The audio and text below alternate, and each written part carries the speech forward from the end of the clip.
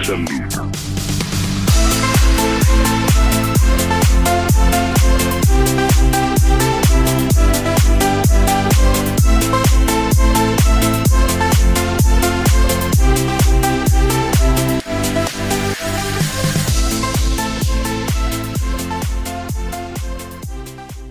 Halo, selamat datang di podcast perdana kita.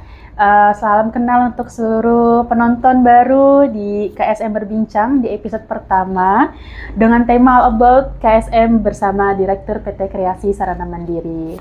Kebetulan hari ini kita mengundang beliau.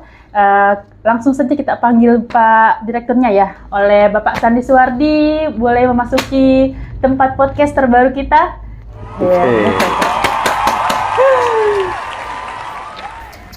Oke, ini dia Bapaknya sudah datang dan terima kasih ya Pak sudah hadir di acara tema All About KSM ini. Ya. Apa kabar Pak sebelumnya? Istimewa penuh berkah. Masya Allah. Alhamdulillah. Sehat ya Pak ya? Sehat walafiat.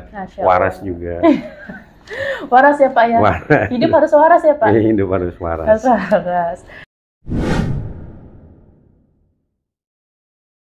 Oke, sebelumnya terima kasih banyak untuk Bapak Sandi sudah Sama-sama. hadir di podcast pertama kita ngebahas tentang awal mula kebentuknya KSM.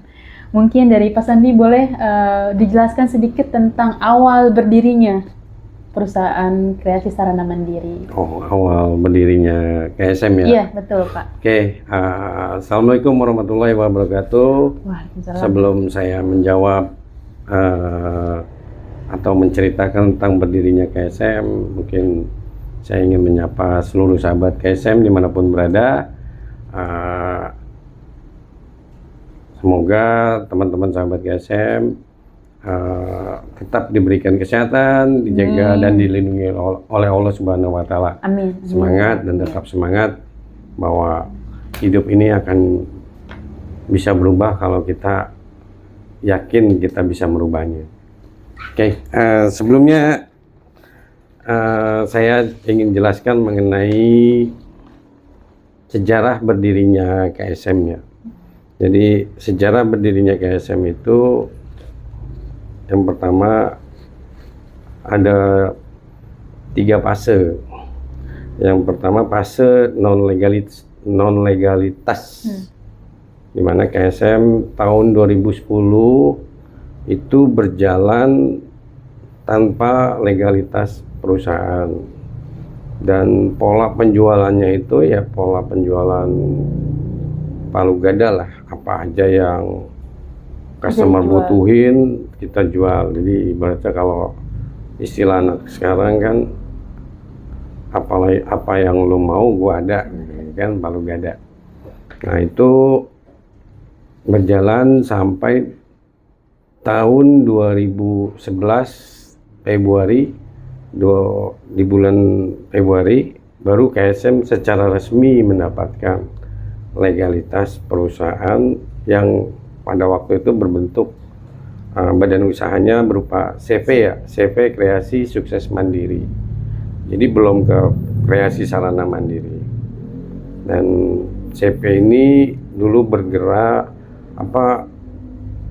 pertama kali beraktivitas itu justru aktivitas segala kegiatannya itu dimulai di kota hujan, Kota di Bogor. Bogor ya, di Bogor di Kedung Halang ya. Dan kita dulu menyewa satu buah tempat ya, karena di sana tuh KSM ini didirikan oleh saya dan sahabat saya, Pak Asep Saptari, dan karena waktu itu kesibukan saya juga masih cukup padat ya, karena saya masih posisinya waktu itu masih dipercaya untuk mengurusi beberapa 2 perusahaan Malaysia yang berinvestasi di Indonesia. Dan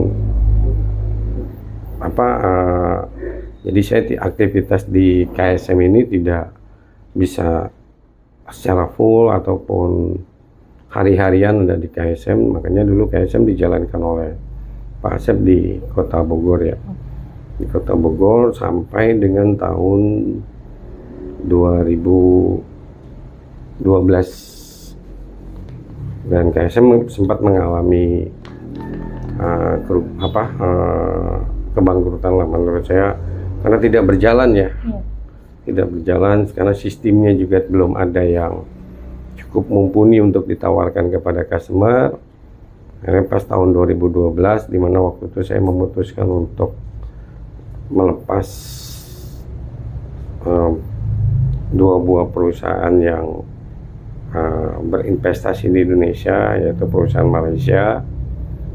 Akhirnya saya memutuskan untuk ya udah menjalani satu aja yang menjadi fokus, dan waktu itu saya memutuskan ya udah saya coba fokus pada apa yang saya pernah bentuk sama Pak Asep, dan saya coba jalankan KSM lagi di bulan Oktober. Di bulan Oktober itu kita ketemu sama Pak Asep, akhirnya saya berdiskusi, dan waktu itu KSM sempat dipindahkan ke Jalan Nusa Indah sini di Jagakarsa, di mana tuh anggotanya Pak Asep, Pak Holil, sama Bu Selpi dulu. Dan waktu itu saya ke sana, saya diskusi bahwa KSM ingin saya aktifkan kembali, dan saya ingin tawarkan kepada customer dengan pola yang berbeda. Dulu pola customer itu kan sistemnya sewa, karena saya punya ide program yang ingin kita tawarkan itu, dan alhamdulillah program itu sampai sekarang menjadi jargon buat KSM sendiri, yaitu program pinjam milik yang kita tawarkan kepada customer. Dan awal kita menawarkan itu responnya cukup baik di mata customer kita, karena cukup simpel yang bahasa yang kita tawarkan, dan customer cukup mengerti dan tidak menjadi satu hal yang atau satu isu yang sulit untuk kita penetrasi ke pasar.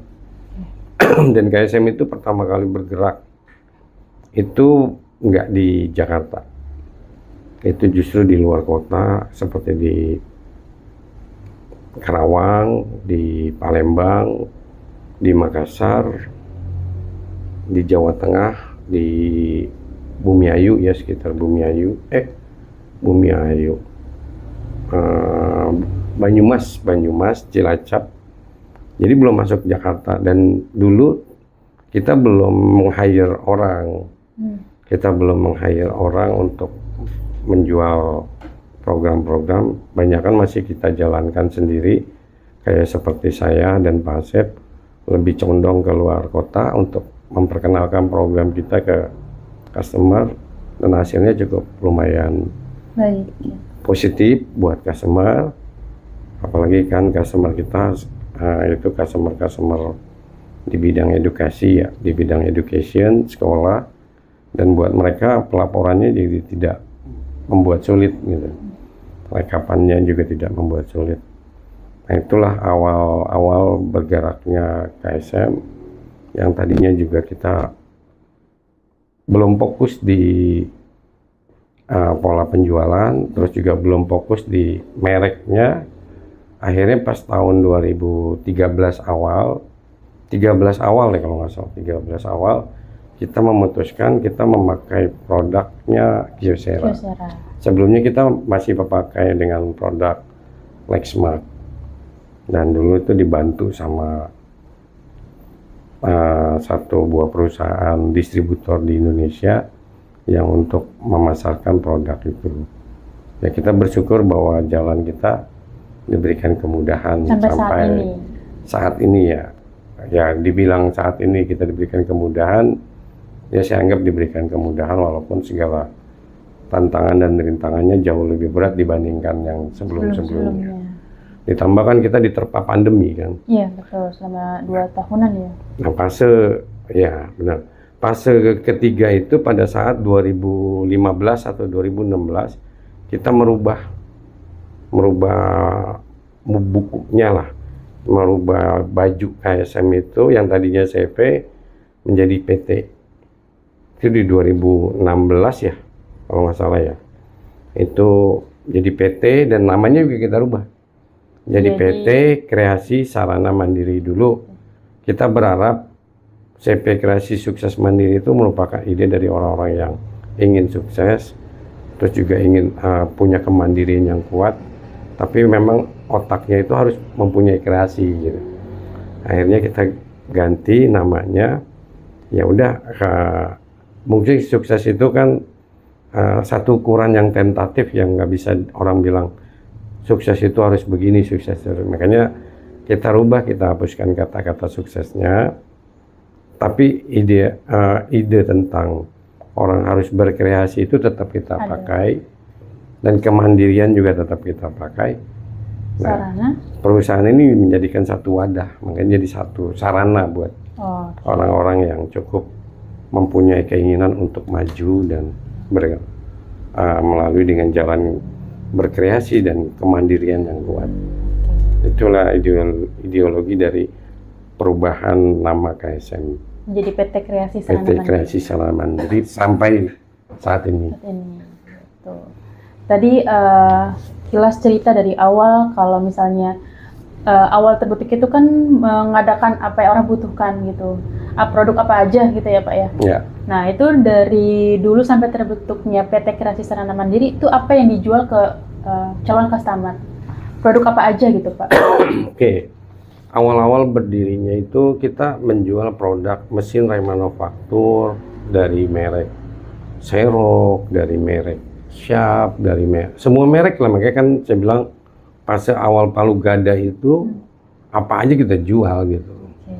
Tapi memang hal itu berhubungan dengan penggandaan. Bahkan mesin cetak cepat pun kita jual, kayak Riso, kayak Duplo, itu kita jual Gestetner. Tapi semenjak 2013 kita meng-create satu buah produk yang menjadi ikon juga buat kita, dan kita tidak memasarkan produk yang lain. Akhirnya kita memutuskan produknya itu dengan brand Kyocera sampai dengan saat ini. Jadi kalau untuk penggandaan, kita dulu pas sebelum kita fokus ada beberapa produk yang kita jual. Setelah fokus kita hanya stop di Kyocera, ditambah dengan produk-produk tambahan lainnya seperti POS dan lain-lain lah. Oke. Oh berarti sekarang ini nggak hanya produk dari Kyocera, tapi juga ada tadi apa Pak? POS ya. Terus lanjut itu apa lagi Pak? POS sebelumnya POS ya, kita baru POS sih. Oke. POS ya kalau nggak salah. Masih berjalan semuanya ya Pak ya? Alhamdulillah masih jalan, cuman memang POS-nya belum terlalu fokus ya kita kerjakan karena memang terkendala dengan manpower-nya juga. Mungkin SDM-nya? Ya, manpower atau SDM-nya. Oke. Oke, berarti untuk sampai saat ini mesin Kyocera yang menjadi ikon dari PT Kreasi Sarana Mandiri yang sudah di permanenkan gitu ya mungkin ya. Kalau brandnya iya, tapi kita lebih condong itu menjual program sih. Program. Ya, program yang kita tawarkan kepada calon customer kan yang pertama program pinjam yang milik. menjadi sampai sekarang menjadi jargon pinjam milik. Sekarang juga karena terjadinya perubahan, kita mengeluarkan program baru yaitu pinjam pakai. Itu ada pinjam pakai plus dan pinjam pakai biasa. Juga ada kredit, ya kan? Terus sekarang juga kita baru launching lagi program titip pakai ya. Titip pakai. Baru mau ada ya Pak ya? Udah launching, udah launching dan udah mulai disebarkan ke beberapa cabang untuk ditawarkan untuk sistem titip pakai. Oke, baik. Jadi cerita singkat dari terbentuknya KSM cukup panjang dan banyak proses ya sampai keluar kota ya Pak ya. Awal mulanya itu menyeluruhnya ke luar kota, bukan ke Jakarta Mas justru. Iya, Jakarta itu kita baru masuk itu justru malah di tahun 2015. Baru di 2015. Baru kita bentuk adanya sales, adanya kalau teknisi kita udah hire ya. Tapi kalau untuk departemen marketing kita baru ada itu di 2015. Karena untuk fokus di jualan di Jakarta. Berarti untuk pusatnya itu sebenarnya ada di awal-awalnya di Jakarta. Ada di Jakarta, cuma memang kita pergerakannya lebih condong ke luar daerah. Biasalah ya, kita masih suka jalan-jalan di luar.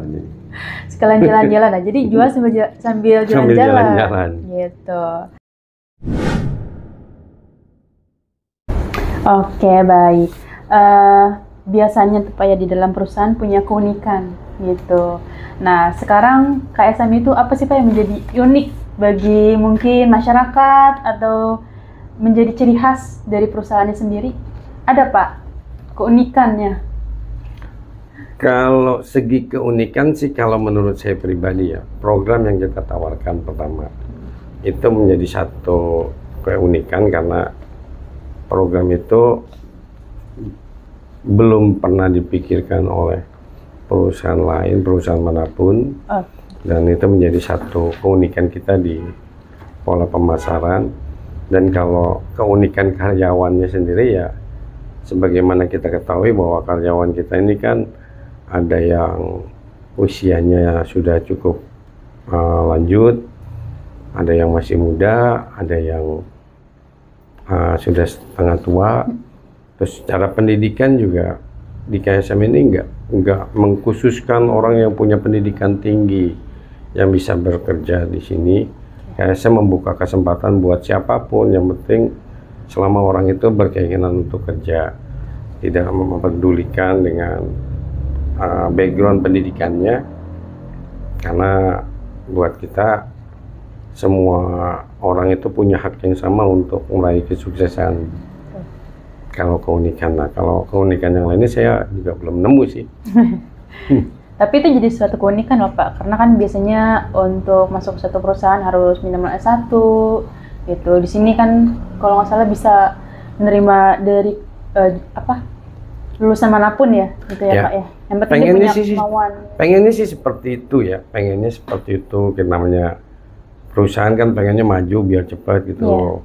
Tapi kita sadar ya bahwa kita juga hidup harus juga bisa memberikan kesempatan buat orang lain.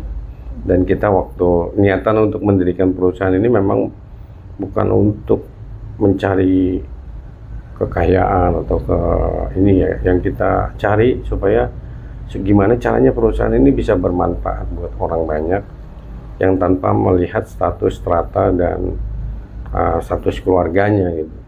Ya, jadi kita benar memberikan kesempatan buat semua orang untuk bisa meraih kesuksesannya berdasarkan versi kemampuan dan daya tangkapnya masing-masing. Jadi di KSM ini memang gimana ya, menurut saya tidak dibedakan dan tidak diistimewakan hanya orang yang punya pendidikan ini yang bisa mendapatkan karir lebih baik. Ya, kita semua sama, melakukan sama, bahwa orang yang bergabung di dalam KSM ini mempunyai hak yang sama, kesuksesan yang sama, dan kalau ingin maju juga punya kesempatan yang sama buat maju. Nah, karena memang kita dari awal mendirikan perusahaan ini memang tidak niat untuk mencari kekayaan untuk kita pribadi. Kita lebih condong untuk gimana caranya ini satu buah ide, satu buah perusahaan yang kita buka bisa memberikan peluang kesempatan kerja buat orang banyak. Ibaratnya kalau boleh dibilang, dengan KSM ini kita mendermakan diri kita lah untuk orang lain. Mungkin itu kalau dinilai unik, mungkin itu juga bisa dinilai unik. Tapi kalau untuk hal yang lainnya ya, keunikan KSM ini ya keunikannya kita masih kontraktor, masih ngontrak sana, ngontrak sini. Insya Allah nanti menjadi lebih baik lagi ya Pak ya. Insya Allah. Ya, jadi harapan buat saya pribadi bahwa KSM tetap bisa bertumbuh, berkembang, bahkan terus berkibar, dan kita terus membuka lapangan pekerjaan buat orang banyak. Dan satu cita-cita saya juga sebenarnya kepingin orang-orang di luar daerah yang kalau ingin mendapatkan pekerjaan nggak harus ke Jakarta, di wilayah masing-masing juga bisa mendapatkan pekerjaannya. Itu yang kita harapkan. Makanya doakan KSM bisa terus berkembang. Amin. Agar bisa membuka cabang-cabangnya di setiap daerah. Oke, baik. Dari banyaknya pertanyaan, mungkin semoga cukup membantu penonton baru. Semoga menjadi penonton setia dari KSM. Cerita kilas di perjalanan KSM ke depannya dimulai dari episode ini. Saya juga yakin pastinya perusahaan ini nggak mudah buat sampai ke titik ini dengan orang-orang yang hebat, yang setia, dan juga masih punya rasa semangat yang tinggi. Dan juga semoga apa yang diharapkan tadi semoga dapat terwujud lebih baik daripada hari ini ya Pak ya. Ya, amin, amin. Amin ya rabbal alamin. Sebelum ditutup Pak, mau nanya dulu, ada nggak yel-yel pagi yang bikin semangat untuk karyawan? KSM ini punya yel khusus gitu. Seperti dulu moto KSM itu kan sangat jelas ya. Passion to success, gairah kita untuk sukses gitu. Makanya KSM punya yel yang cukup sampai sekarang masih dipakai. Yang pertama kan kita selalu menanyakan kepada seluruh sahabat KSM siapa kita gitu ya. Kita sahabat KSM menjawab dengan we are one.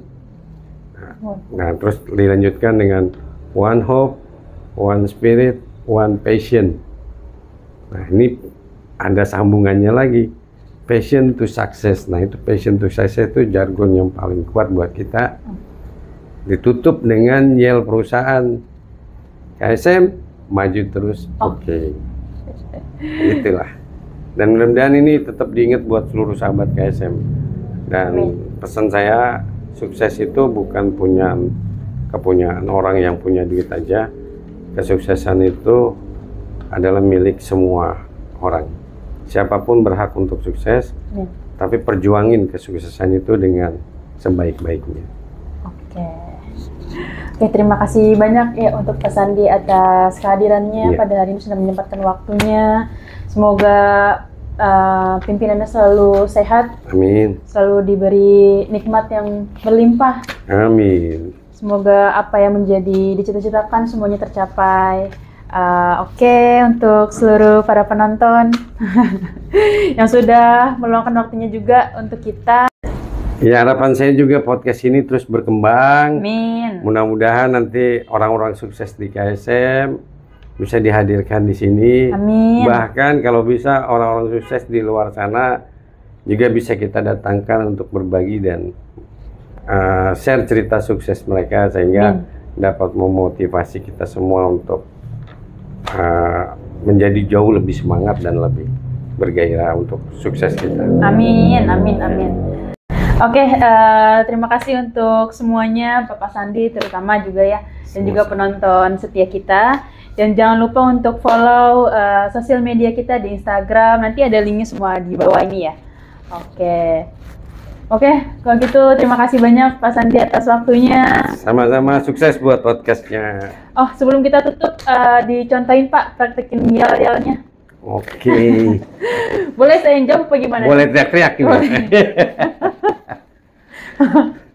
Berarti saya ngomong, Najwa yang jawab. Boleh, Oke, boleh, ya. boleh. Siapa kita?